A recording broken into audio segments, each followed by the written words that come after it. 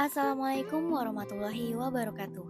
Halo teman-teman semua, perkenalkan kami dari kelompok 3 kelas Digital Marketing akan menjelaskan materi mengenai Digital Marketing Strategi. Sebelum itu, mari kita berkenalan dengan anggota-anggota dari kelompok 3. Yang pertama ada Maratus Solekah, Maya Marlita, Mila Fadila, Widya Astuti, dan Desak Putu Ayu. So, berikut penjelasannya. Apa itu strategi pemasaran digital?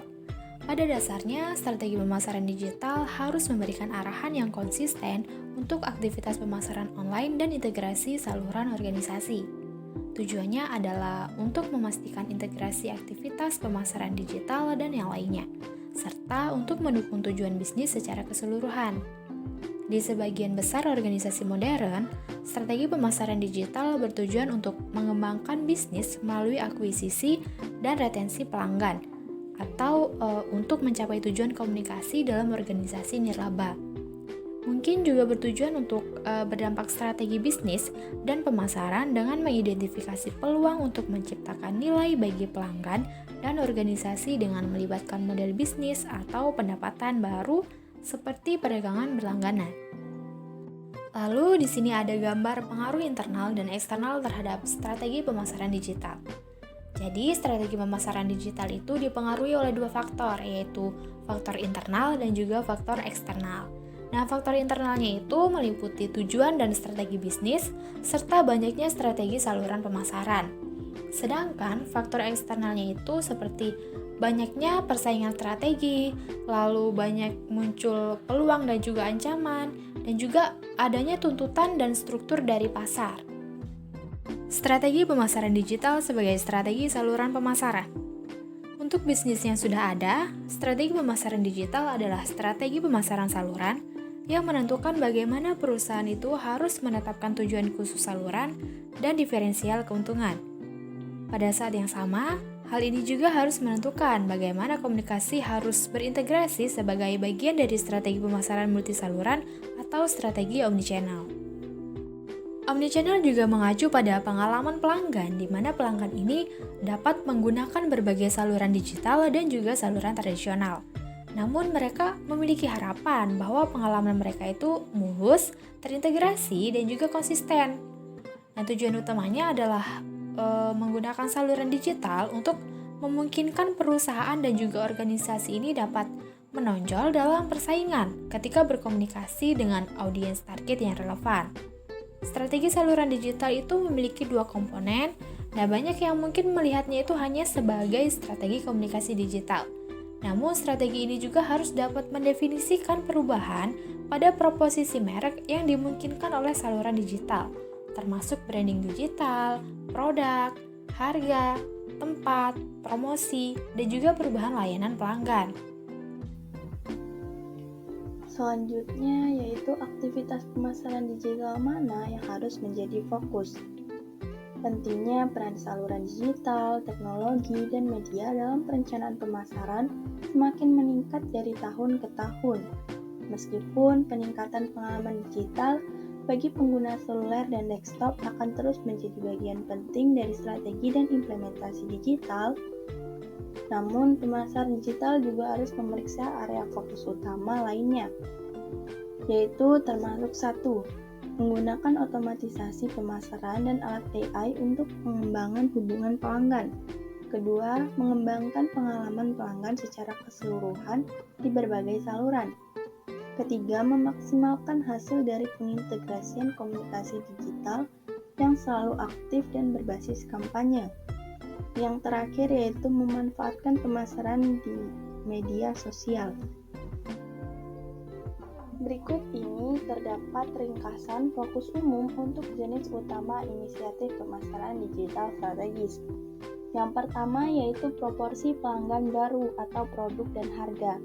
Ini merupakan fitur pengalaman digital yang inovatif atau komunikasi digital terkait produk atau layanan baru yang akan menghasilkan pendapatan atau meningkatkan loyalitas. Yang kedua yaitu model bisnis dan pendapatan baru.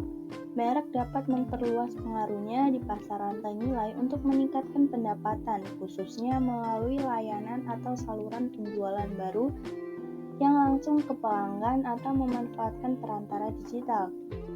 Yang ketiga yaitu akuisisi pelanggan.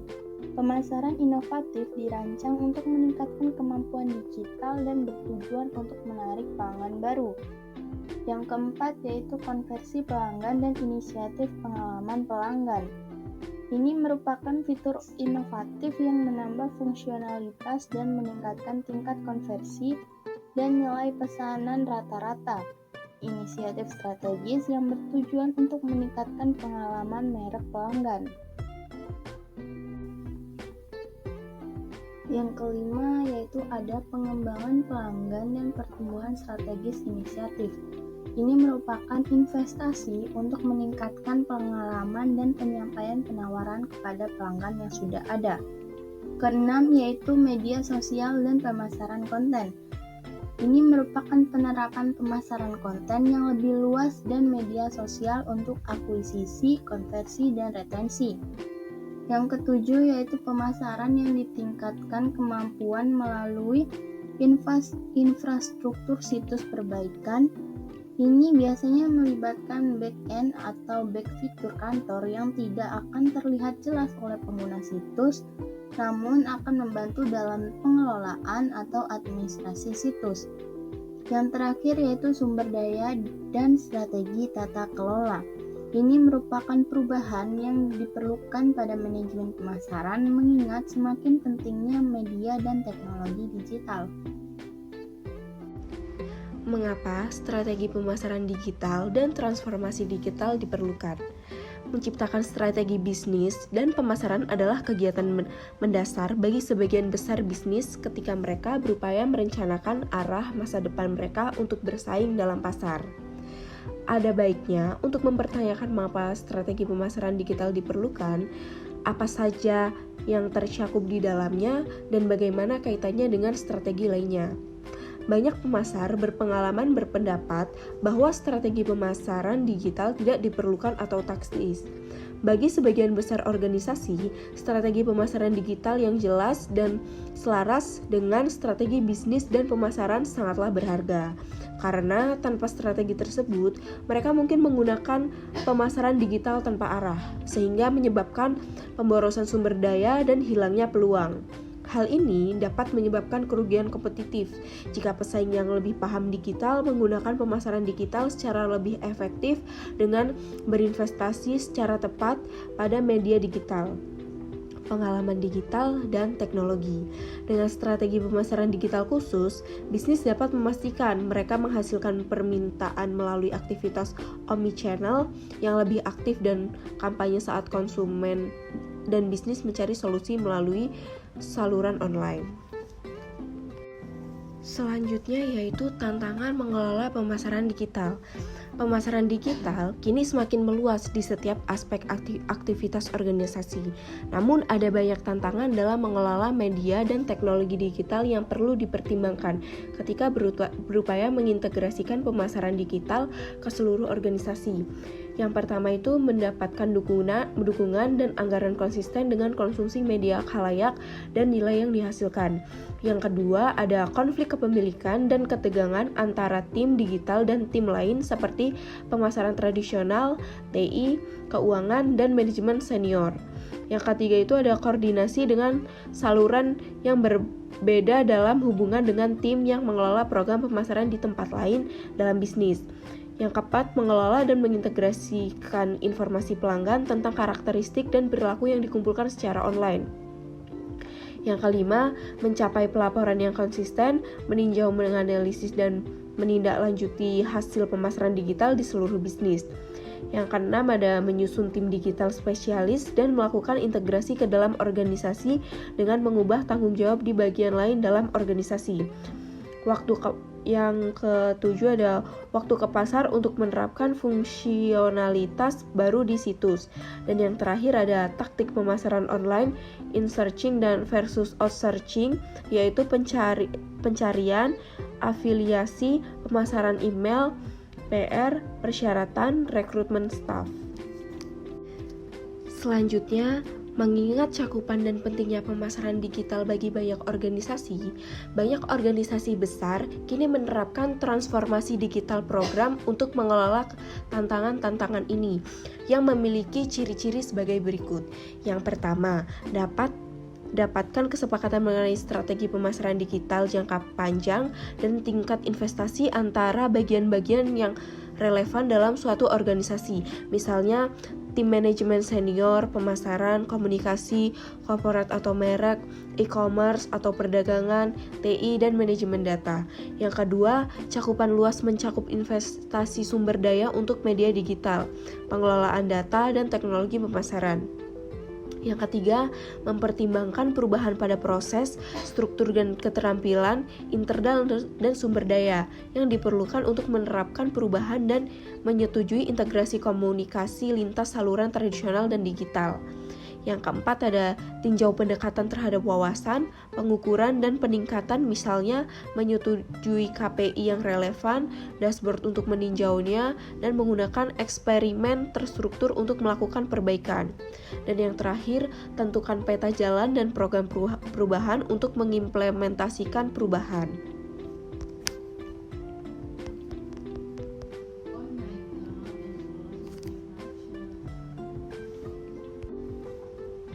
Nah, berikut adalah hierarki rencana organisasi termasuk rencana pemasaran digital. Langkah pertama itu rencana bisnis tahunan, langkah kedua rencana pemasaran tahunan, dan langkah ketiga rencana komunikasi tahunan. Dan yang terakhir adalah rencana pemasaran digital. Kegagalan dalam merencanakan cara mengelola saluran digital dapat menyebabkan masalah yang dapat dikurangi jika ada strategi pemasaran digital dan rencana transformasi untuk mengelola masalah tersebut. Berikut adalah tabel kegagalan dan solusi perencanaan pemasaran digital. Yang pertama itu ada potensi kegagalan atau masalah, yaitu yang pertama, meremehkan permintaan pelanggan untuk layanan online. Yang kedua, persaingan yang ketat dari perdagangan baru dan lama yang dapat memicu gangguan digital di sektor ini melalui model bisnis atau pendapatan baru. Yang ketiga, ada duplikasi sumber daya. Yang keempat, ada sumber daya dan kemampuan yang tidak mencukupi. Yang kelima, ada data pelanggan yang relevan tidak dikumpulkan atau digunakan. Yang keenam, ada kurang kontrol. Dan yang terakhir adalah ada kurangnya dukungan manajemen senior. Lalu ada solusi potensialnya. Yang pertama itu ada teliti permintaan, tetapkan tujuan, alokasikan sumber daya yang cukup. Yang kedua itu ada analisis pasar, terutama intensitas persaingan, antisipasi respon kompetitif, rencanakan strategi memasuki pasar yang jelas atau potensi perubahan pada model bisnis dan pendapatan. Yang ketiga ada tingkatkan komunikasi internal untuk menghindari bagian yang berbeda, organisasi pemasaran yang membeli alat berbeda atau agensi berbeda untuk melakukan tugas pemasaran online serupa. Yang keempat ada pastikan anggaran dan keterampilan digital spesialis tertentu tersedia mendukung inisiatif strategi termasuk aktivitas selalu aktif untuk terus melibatkan audiens menggunakan penelusuran, pemasaran sosial, dan email. Selanjutnya ada penelitian untuk memastikan pengetahuan terbaik tentang target pelanggan, mengintegrasikan data pelanggan ke dalam sistem yang ada. Selanjutnya ada ukur dan analisis secara berkala untuk mengambil tindakan perbaikan guna memastikan pencapaian tujuan. Dan yang terakhir, pastikan dukungan terhadap rencana transformasi digital jangka panjang seperti ini akan diperlukan untuk mendorong inisiatif strategi besar. Bagaimana menyusun strategi pemasaran digital? Rencana pemasaran digital strategis yang sering dikenal di perusahaan besar sebagai rencana transformasi digital harus menekankan pada 4 bidang.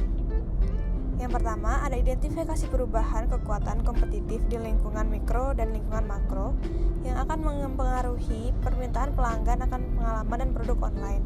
Yang kedua, ada mengembangkan proposisi nilai bagi pelanggan yang menggunakan layanan online sebagai bagian dan proses pembelian mereka.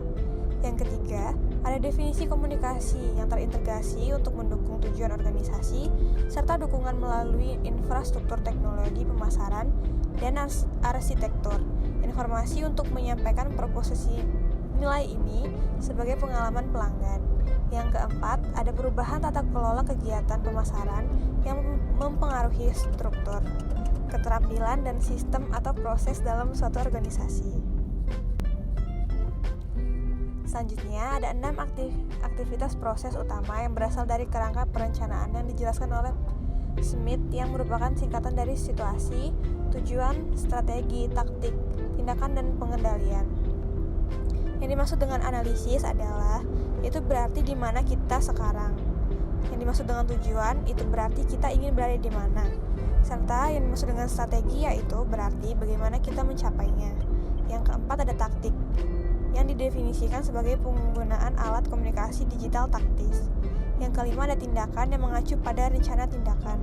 Dan yang keenam ada kontrol mencakup analisis digital untuk menilai apakah tujuan strategis dan taktis telah tercapai dan bagaimana perbaikan dapat dilakukan untuk meningkatkan hasilnya.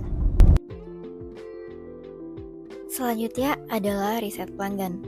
Yang perlu diketahui bahwa dalam suatu penelitian terhadap pelanggan tidak boleh dibatasi pada analisis permintaan kuantitatif. Menurut penelitian yang dilakukan Doherty dan Ellis Chadwick 2010 menunjukkan bahwa penggunaan profil pengguna untuk menangkap karakteristik inti pelanggan sasaran tidak hanya melibatkan dari sekedar penggunaan demografi, namun juga mencakup kebutuhan, sikap, pengalaman, dan kemampuan pelanggan dalam menggunakan teknologi digital dan internet.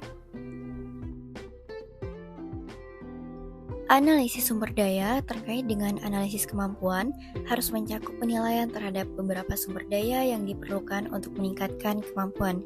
Sumber daya diantaranya adalah sumber keuangan, sumber daya infrastruktur teknologi, sumber data dan wawancara, dan sumber daya manusia. Analisis selanjutnya adalah analisis perantara. Analisis situasi yang melibatkan identifikasi perantara yang relevan untuk pasar tertentu dan melihat bagaimana organisasi dan pesaingnya menggunakan perantara tersebut untuk membangun lalu lintas dan menyediakan layanan. Analisis perantara juga meninjau dampak berbagai jenis perantara terhadap perilaku pembeli. Misalnya, pengecer online yang harus menilai di mana target pelanggannya mungkin bertemu dengan pesaingnya, atau mengetahui apakah pesaing memiliki pengaturan sponsorship atau situs mikro yang strategis dan berjangka panjang. Bagaimanakah menilai peluang dan ancaman? Kita dapat menilai suatu peluang dan ancaman eksternal melalui analisis SWOT. Analisis SWOT merupakan aktivitas inti untuk analisis situasi pemasaran digital. Hasil analisis SWOT khusus saluran digital yang meliputi kekuatan dan kelemahan internal serta peluang dan ancaman eksternal harus dengan jelas menyoroti tindakan apa yang harus diambil, baik jangka pendek maupun jangka panjang. Saat menentukan tujuan dan sasaran, kita harus menggunakan definisi yang jelas. Namun, untuk pemasaran digital, kita dapat menentukan berbagai jenis target dan ukuran kinerja. Seperti yang pertama adalah penglihatan, yang merupakan pernyataan tingkat tinggi tentang bagaimana pemasaran digital akan berkontribusi pada organisasi. Yang kedua adalah sasaran. Ini adalah tujuan umum untuk menunjukkan bagaimana bisnis dapat memperoleh manfaat dari saluran digital. Dan yang ketiga adalah tujuan. Tujuan di sini berfungsi untuk memberikan arah dan target komersial yang jelas. Yang keempat adalah CSF dan KPI. KPI adalah metrik khusus yang digunakan untuk melacak kinerja guna memastikan Anda berada di jalur yang tepat untuk memenuhi tujuan tertentu. Faktor ini terkadang dikenal sebagai faktor pendorong kinerja atau faktor penentu keberhasilan atau CSF karena alasan ini. Yang kelima adalah metrik dan ukuran. Pengukuran lain yang mungkin diferensikan, namun biasanya tidak digunakan dalam pelaporan atau dashboard tingkat tinggi. Selanjutnya masuk pada perumusan strategi untuk pemasaran digital. Perumusan strategi melibatkan identifikasi strategi alternatif, peninjauan manfaat masing-masing pilihan, dan kemudian memilih strategi yang paling sesuai dengan lingkungan perdagangan perusahaan, sumber daya internal, dan kemampuan. Perusahaan harus realistis mengenai apa yang dapat dicapai oleh strategi mereka dan mendasarkan strategi digital pada logika dan analisis yang baik. Berbagai teknik komunikasi pemasaran digital dikelompokkan berdasarkan apakah teknik tersebut mendukung akuisisi, konversi, atau retensi pelanggan. Keputusan penting dalam pemasaran digital sama dengan keputusan strategis dalam pemasaran tradisional. Mereka melibatkan pemilihan kelompok pelanggan, sasaran, dan menentukan bagaimana memberikan nilai kepada kelompok tersebut. Segmentasi, penargetan, diferensiasi, dan positioning adalah kunci pemasaran digital yang efektif. Dalam perumusan strategi, ada beberapa keputusan yang harus dilakukan. Keputusan pertama, strategi pengembangan pasar dan produk. Ada 4 cara yang digunakan dalam pengembangan pasar dan produk. Yang pertama adalah penetrasi pasar. Saluran digital memiliki potensi besar untuk mencapai pertumbuhan penjualan atau mempertahankan penjualan melalui strategi penetrasi pasar. Yang kedua, pengembangan pasar. Saluran online digunakan untuk menjual ke pasar baru, memanfaatkan biaya periklanan internasional yang relatif rendah tanpa memerlukan infrastruktur penjualan pendukung di negara pelanggan. Produk yang sudah ada juga dapat dijual ke segmen pasar baru atau tipe pelanggan yang berbeda. Yang ketiga adalah pengembangan produk. Web dapat digunakan untuk menambah nilai atau memperluas produk yang sudah ada bagi banyak perusahaan. Saat mengembangkan produk baru, penting untuk mempertimbangkan waktu yang diperlukan mulai dari konsep hingga pengujian pasar terhadap produk baru. Yang keempat adalah diversifikasi. Di sektor ini dikembangkan produk-produk baru yang dijual ke pasar-pasar baru, namun internet tidak dapat memfasilitasi strategi bisnis beresiko yang tinggi ini, tetapi dapat memfasilitasi strategi tersebut dengan biaya yang lebih rendah dibandingkan sebelumnya. Keputusan 2, strategi model bisnis dan pendapatan. Situs e-niaga transaksional, contohnya missamazon.com dan menitterakhir.com, dapat menjual ruang iklan atau menjalankan promosi merek bersama di situs atau melalui buletin email atau daftar mereka untuk menjual akses audiens mereka kepada pihak ketiga. Pengecer atau pemilik media dapat menjual layanan berlaber putih melalui kehadiran online mereka seperti ISP, layanan email, atau layanan berbagi foto. Perusahaan dapat memperoleh komisi melalui penjualan produk yang saling melengkapi, misalnya penerbit dapat menjual bukunya melalui perjanjian afiliasi dengan pengecer elektronik. Keputusan 3, target strategi pemasaran. Memutuskan pasar mana yang akan dibidik merupakan pertimbangan strategis utama ketika merencanakan strategi pemasaran digital. 2 keputusan penting bagi ahli strategi pemasaran adalah strategi segmentasi atau penargetan, di mana pelanggan online suatu perusahaan seringkali memiliki karakteristik demografi, kebutuhan, dan perilaku yang berbeda dari pelanggan offline. Oleh karena itu, pendekatan online yang berbeda untuk segmentasi pasar yang strategis mungkin merupakan peluang, dan segmen tertentu mungkin perlu ditargetkan secara selektif melalui saluran media online, situs web perusahaan, atau komunikasi email. Strategi positioning atau diferensiasi mengembangkan proporsi nilai online yang tepat merupakan aspek penting dari strategi ini. Beberapa contoh segmen pelanggan yang ditargetkan secara online antara lain pelanggan yang paling menguntungkan, perusahaan besar atau B2B, perusahaan kecil B2B, anggota unit pembelian tertentu, pelanggan yang sulit dijangkau menggunakan media lain, pelanggan yang loyal terhadap merek, dan pelanggan yang tidak loyal terhadap merek. Keputusan 4, strategi positioning dan diferensiasi termasuk bauran pemasaran. Tujuan positioning sendiri adalah untuk mengembangkan keunggulan diferensial atas pesaing. Jobber dan Alice Chadwick mengemukakan bahwa segmentasi pasar adalah inti dari pengembangan strategi pemasaran diferensial. Dan kunci dari tahap pengambilan keputusan ini adalah fokus pada pikiran pelanggan serta pada target pasar yang kita pilih. Keputusan 5, keterlibatan pelanggan dan strategi media sosial. Ketika konsumen menghabiskan lebih banyak waktu online untuk membaca dan berinteraksi dengan konten di media sosial, tantangan untuk melibatkan mereka semakin meningkat, sehingga penting bagi setiap perusahaan untuk mengembangkan strategi keterlibatan pelanggan sebagai bagian dari strategi pemasaran digitalnya. Strategi keterlibatan pelanggan ini meninjau pendekatan untuk menciptakan konten dan pengalaman menarik yang membentuk proposisi nilai online. Keputusan 6, strategi distribusi multisaluran. Saluran distribusi mengacu pada aliran produk dari produsen atau penyedia layanan ke pelanggan akhir. Inti dari setiap saluran distribusi adalah pergerakan barang dan arus informasi antara berbagai organisasi yang terlibat dalam pergerakan barang dari titik produksi dan titik konsumsi. Tergantung pada struktur yang membentuk rantai pasokan. Struktur ini akan menentukan apakah barang sampai ke tempat yang tepat dan pada waktu yang tepat. Keputusan 7 adalah strategi komunikasi multisaluran. Sebagai bagian dari pembuatan strategi pemasaran digital, penting untuk menentukan bagaimana digital berintegrasi dengan saluran komunikasi masuk lainnya yang digunakan untuk memproses pertanyaan dan pesanan pelanggan. Dan dengan saluran keluar yang menggunakan pemasaran langsung untuk mendorong retensi dan pertumbuhan atau menyampaikan pesan layanan pelanggan. Keputusan 8 yaitu bauran dan anggaran komunikasi online.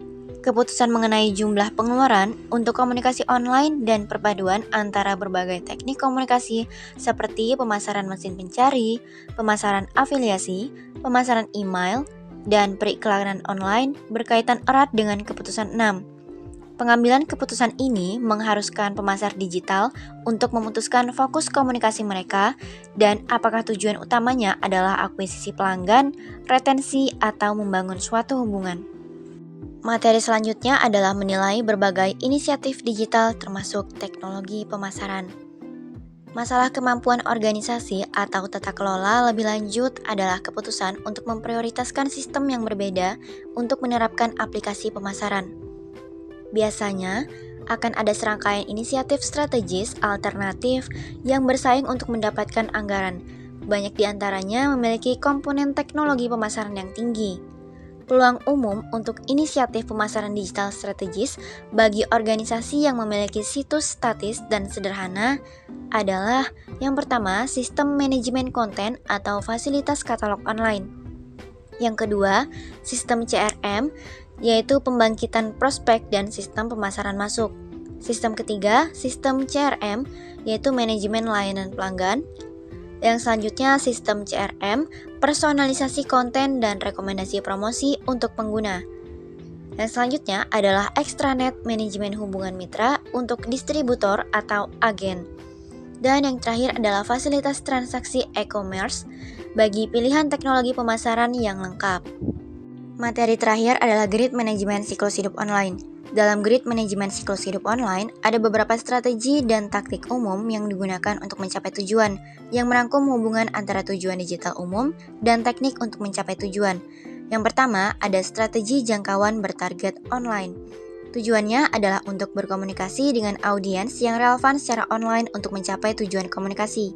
Komunikasi tersebut biasanya mencakup komunikasi kampanye seperti iklan online, PR, email, atau kampanye viral. Yang kedua adalah strategi jangkauan bertarget offline, di mana tujuannya adalah untuk mendorong calon pelanggan menggunakan saluran online, yaitu mengunjungi situs web dan bertransaksi atau mengunduh aplikasi jika relevan.